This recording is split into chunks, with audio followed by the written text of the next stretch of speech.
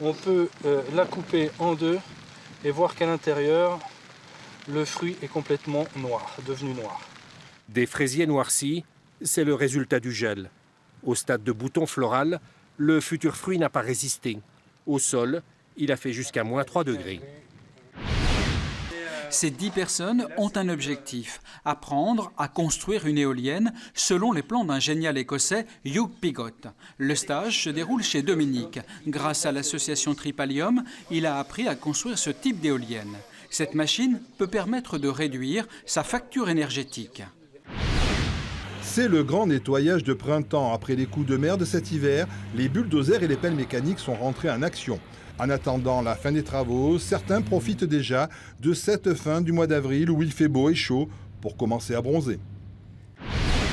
Le chalet au bord du gouffre. À l'origine, il avait été construit dans un alpage, devenu une piste de ski du domaine skiable de Samoin. Depuis jeudi dernier, il est dans l'attente d'un ultime éboulement. Ah putain de merde! C'était la semaine dernière, quand il s'est assis derrière une table de cette enseigne située à Saint-Jean-de-Védas, aux portes de Montpellier. J'ai failli croquer dedans. Et c'est à la dernière seconde que je me suis rendu compte qu'effectivement c'était bien une tête de poulet avec le bec, la crête, l'œil et tout, quoi.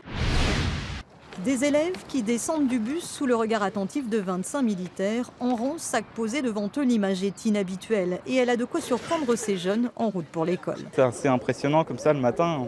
Un contrôle inopiné pour détecter tout type de stupéfiants. En l'espace de 45 minutes, le chien va passer au crible tous les cartables. Résultat, 4 grammes de cannabis et 3 consommateurs identifiés. Leur signe de reconnaissance, un chapeau doré. Chaque groupe de jeunes fidèles arbore un signe distinctif pour se retrouver en petit cercle. Un moment de discussion appelé carrefour est consacré au thème du pèlerinage, la paix. Aux échanges en petit comité s'ajoutent des regroupements de jeunes par diocèse. Ambiance décontractée et festive, mais toujours avec cette même idée de partage de la foi catholique. C'est parti ? C'est parti. Allez-y, entrez. 13 énigmes à résoudre en 1 heure, des codes à trouver, des cadenas à ouvrir, des indices cachés dans le décor. Il faut bien chercher partout. Né au Japon, le concept de l'escape room est tout droit sorti de l'univers des jeux vidéo. Pas besoin d'avoir énormément de culture, la logique, l'observation, la réflexion sont les clés du succès.